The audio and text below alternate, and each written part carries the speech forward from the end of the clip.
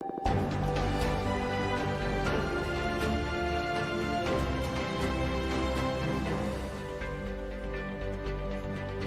I'm Neve Barker. This is the News Hour, live from Doha, coming up in the next 60 minutes.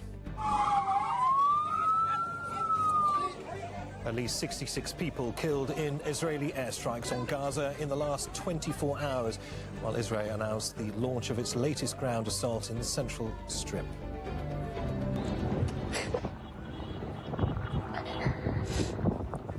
The family of a toddler decapitated in an Israeli airstrike on Rafah describes the depths of their grief. And India's Prime Minister is due to meet alliance partners after his governing party failed to win a clear majority in the general elections. US President Joe Biden tightens restrictions on the southern border, looking to limit the number of asylum seekers crossing in from Mexico. And we report from the Indonesian island of North Maluku, where Mount Ibu has erupted, spewing ash 7 kilometers into the sky.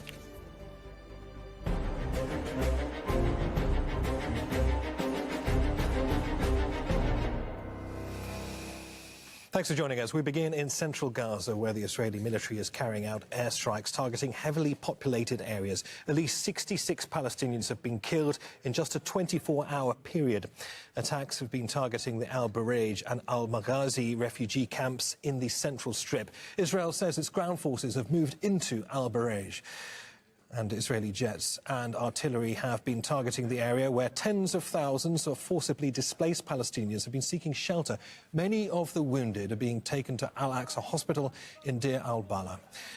Well, Tariq Abu Zoom joins us live now from outside that hospital. And Tariq, so we've had these airstrikes on these two refugee camps, Al-Bureij and Al-Maghazi, and now reports of ground troops going into one of them. What more can you tell us, Tariq? Yes, what we do know, Neve, is that the Israeli military had started a new military incursion in the eastern areas of Al-Bureij refugee camp alongside with Al-Maghazi refugee camp. Now, these areas are located in the middle regions of the Gaza Strip, and so only far away from Deir al-Balah, few kilometers, and this reflects the Israeli broadening escalation on the ground as they are right now pushing the troops trying to get deeper into Al-Bureij refugee camp alongside with this ongoing operation in Rafah district in the far south of the Gaza Strip. But the grim reality is that this military incursion has been accompanied by a wide-scale aerial and land bombardments of residential buildings and people gatherings, especially in Al-Nusayrat, Al-Bureij, and even in Deir al-Balah, where at least 5 Palestinians have been reported killed in Deir al-Balah after the house being completely targeted without receiving any kind of a prior notification or warning by the Israeli military. And mainly the Al-Maghazi refugee camp also was the main focus for these attacks, as 8 Palestinians have been reported killed, and that brings the total number of victims being killed within the past 24 hours only in the middle area to reach 75 Palestinians being killed so far, as we continue to hear the sound of the bombardment, and night hours for Palestinians are completely terrifying as they continue to hear loud bombardment and artillery shelling by the Israeli artillery units, and at the same time from the naval warships that continue to bound the coastal line of Deir al-Balah and Zawaida town, as well as today earlier in this morning we saw different kinds of funerals being mourned from the yard of Al-Aqsa Hospital, as medical sources have been confirming for Al Jazeera that the situation is deteriorating amid the eyes of the Israeli military now are on the middle areas, which means that it's possibly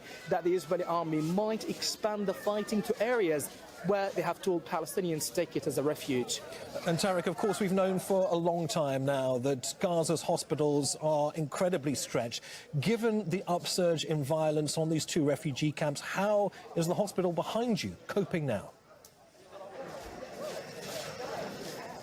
Well, since the day one when we arrived to Al-Aqsa Hospital, as we have been touring between the departments, as the situation day by day is exacerbating, medical teams are trying to do everything possible to cope with the mounting numbers of casualties that are arriving to the hospital every single day, as they have been confirming that they are operating on the ground in light of the very chronic shortages of all kinds of medical supplies. Already Al-Aqsa Hospital is a poorly equipped and short-staffed hospital with very limited medical capabilities, and at the same time they are trying to cope with the situation using a very primitive medical care methods. And now we can see that the capacity of its morgue is completely now overwhelmed with victims and bodies, and we have been seeing different cases receiving its treatment on the ground, as there is ongoing mounting enormous pressure on medical teams to keep operating. And they have been, by the way, appealing the international communities, the UNRWA and the WHO,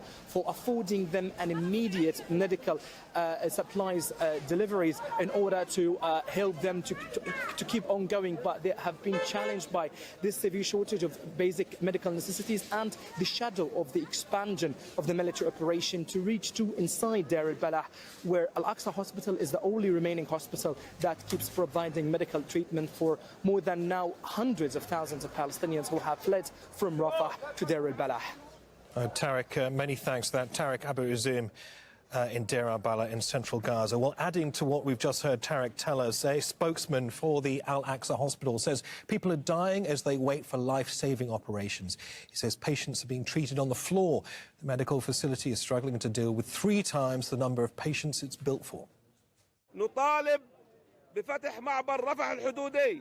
We demand the Rafah and Kerem Abu Salam crossings be reopened to transfer the injured and the sick abroad to ease this health crisis. Medical supplies, field hospitals, fuel and staff must be allowed in to operate the hospitals and healthcare centers.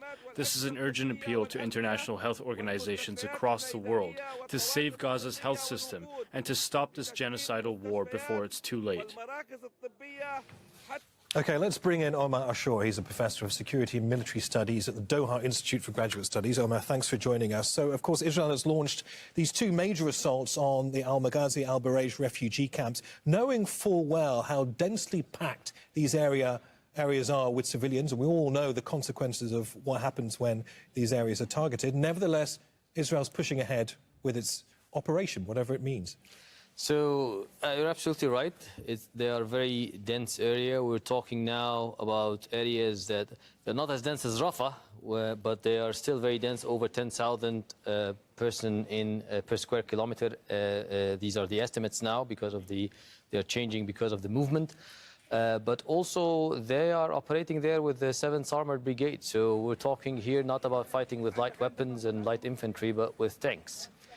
So the 7th Armored entered the Bureij camp, and this is a reinforced brigade, so it's not a 3-battalion brigade. It's now about 5 battalions are involved in it.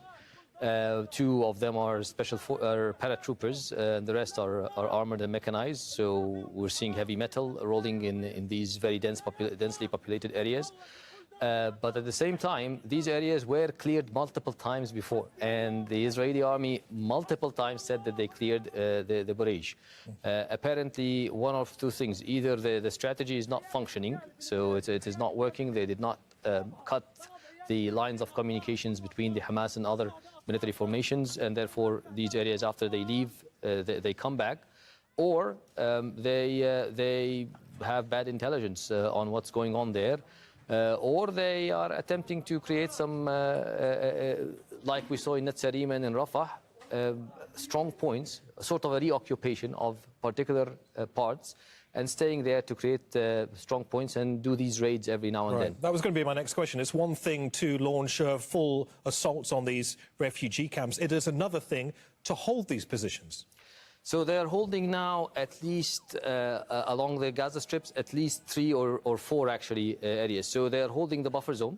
They're holding the Netzarim corridor, which divides Gaza into north and south. This is the Karmeli, the 2nd Brigade, the reserve brigades basically holding this line. And then they're holding what I'm seeing from Rafah along the Philadelphia corridor between Rafah and Sinai. they are creating new strong points. So based on the images, they are creating at least 2 of them.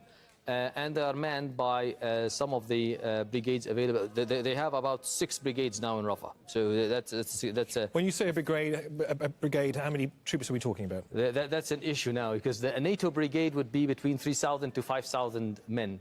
But because they have a crisis in manpower and in terms of mobilizing of the reserves and so on, their brigades seem to be sometimes less than that, because they're not full-strength brigades, so not all the battalions there. So we're talking anywhere between 1,000 to 3,000, sometimes more, sometimes less. The 7th Armored now, it's a reinforced brigade, so they have like 5 battalions within it. So the range, very simply, we can put it between roughly 1,500 to all the way to 5,000, depends on are they at full strength, all the battalions are there fully manned or not. Let me ask you about the timing of all of this, because the backdrop, of course, is all of this ambiguity about whether there is a proposal that will be signed up to or whether it will be rejected. Is the Israeli army right now using this ambiguity to complete some sort of strategic option here, or proposal on the ground? I don't think there's a strategic option. The Prime Minister Netanyahu made it very clear that he's not interested in a permanent ceasefire, and therefore, why would they give the captives in terms of Hamas? But what we're seeing is holding specific territory, like the Netzarim corridor, like the strong points they are doing along the Salah ad-Din road, which divides the Gaza Strip into east and west as well. So holding these strong points to disrupt the mobility in Gaza, including the mobility of the civilians. And from there, they create like a sort of bases or camps or staging areas to attack based on intelligence. So if they see a movement or a unit is getting reconstituted from the Hamas side, they would launch airstrikes, artillery strikes, and sometimes raid with brigade-level operations. So this is not a strategy. This is just an operational plan, regardless of the humanitarian costs, because now we're seeing actually the humanitarian costs, the civilian losses in Rafah, since the Rafah operation has doubled compared to previous months. So which tells you that all these operations in this very dense areas just kill a lot of civilians without achieving the objectives, even that of the current government. And of course, in the meantime, it's civilians that are hemmed in, bearing the consequences of this continued violence. Omar Ashur, many thanks. Now, the World Health Organization says Palestinians in Gaza are being forced to drink sewage water to survive as conditions across the Strip rapidly deteriorate. Israeli restrictions on aid have made clean water increasingly scarce, and the UN says a lack of fuel has forced desalination plants to shut down. People are travelling long distances to find water, and many have to spend hours in line each day to receive it. Well, the UN's top humanitarian official, Martin Griffiths, is urging for the safe entry of desperately needed humanitarian aid into Gaza. We need safe routes, we need better access, we need then to have clarity about how aid workers who are needed to help with the distribution of aid, you can't just drop the aid and go. It needs to be distributed so that the most vulnerable get the priority, that they should be enabled to go back to their work safely. So it's not rocket science. This is something we need everywhere.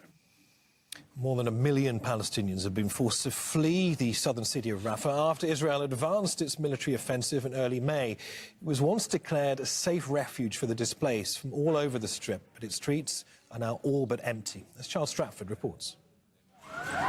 They take what belongings they can. For many, it's all they have left.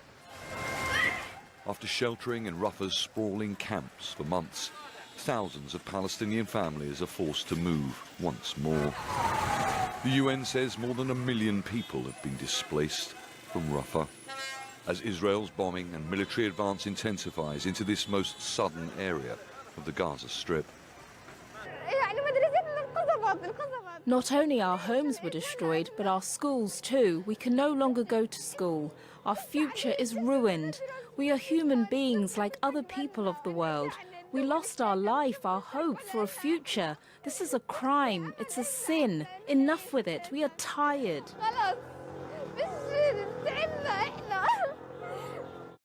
This is what Rafah looked like in April.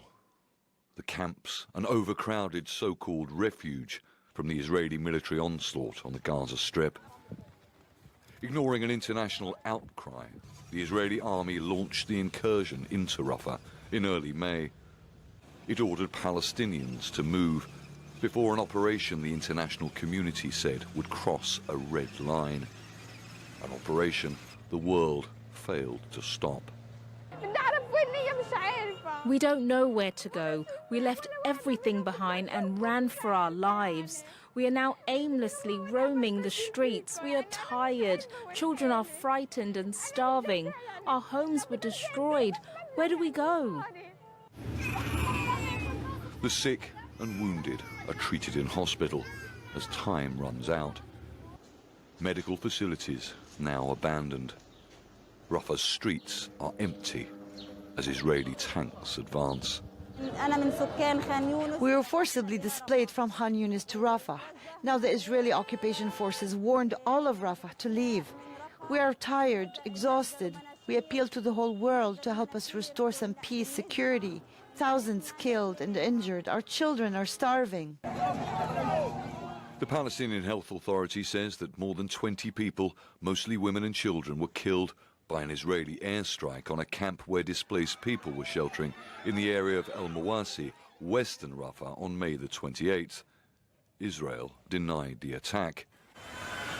Many of those who have fled Rafah since then have also gone to El Mawasi. Before the attack, Israel said it was a so-called safe area where Palestinian civilians should go. But the past 8 months of war have shown there is no such place in Gaza. Charles Stratford, Al Jazeera.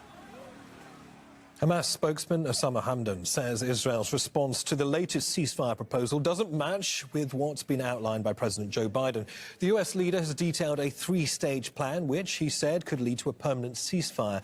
But Hamas says it's looking for a clear indication that Israel will permanently end its war on Gaza.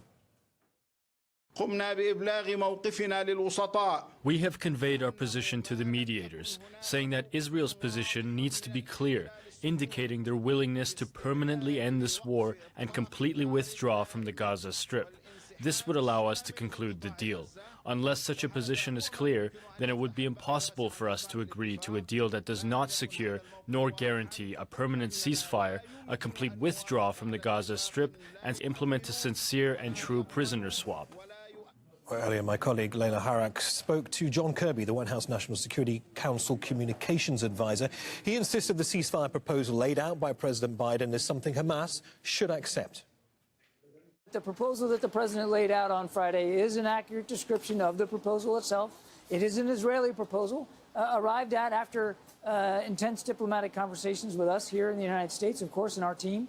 But it was an Israeli proposal. And the very next day, the Israeli foreign minister acknowledged that publicly, that it was their proposal, and it was as they described. Sir, I'm very sorry to interrupt you there. I have to push back a little bit about that because, of course, Prime Minister Benjamin Netanyahu has said it's not a complete reflection of what they have agreed to. It's not accurate. So, you know, there's been pushback from the Israelis, basically. Yeah, so well, who's telling the truth? Let me just interrupt you and say that I'm comfortable that this is, in fact, an accurate depiction of the proposal, the Israeli proposal. The president laid it out in stark detail.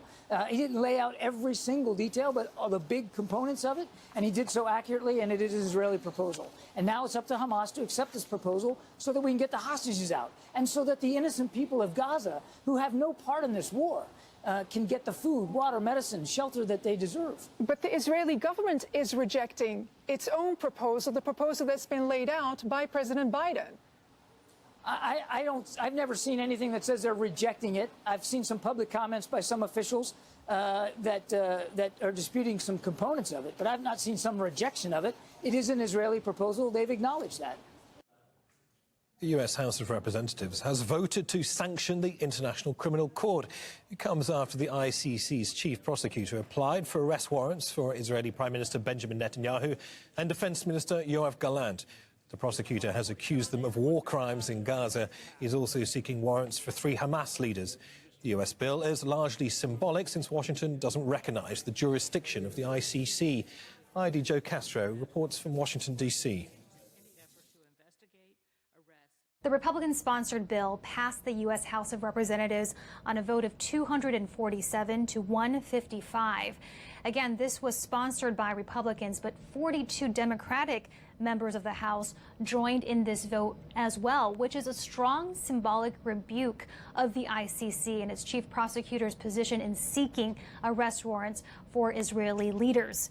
Now, what this measure would do if it were to become law, and that is still a big if, is it would impose U.S. sanctions and visa restrictions against the ICC's judges, its staff, and their family members, anyone involved in the prosecution of this case. This is something that the White House has actually opposed, going this far as to sanction the ICC, with a statement that was released on Monday from Joe Biden saying that he strongly opposed the sanction effort because he believes there are more effective ways of, he says, defending Israel. There has been deep concern, though, across the U.S. political spectrum against the ICC's seeking of these arrest warrants, with Biden saying that there is no equivalence, he says, between the Israeli leaders named in this proposed arrest warrant and the Hamas leaders.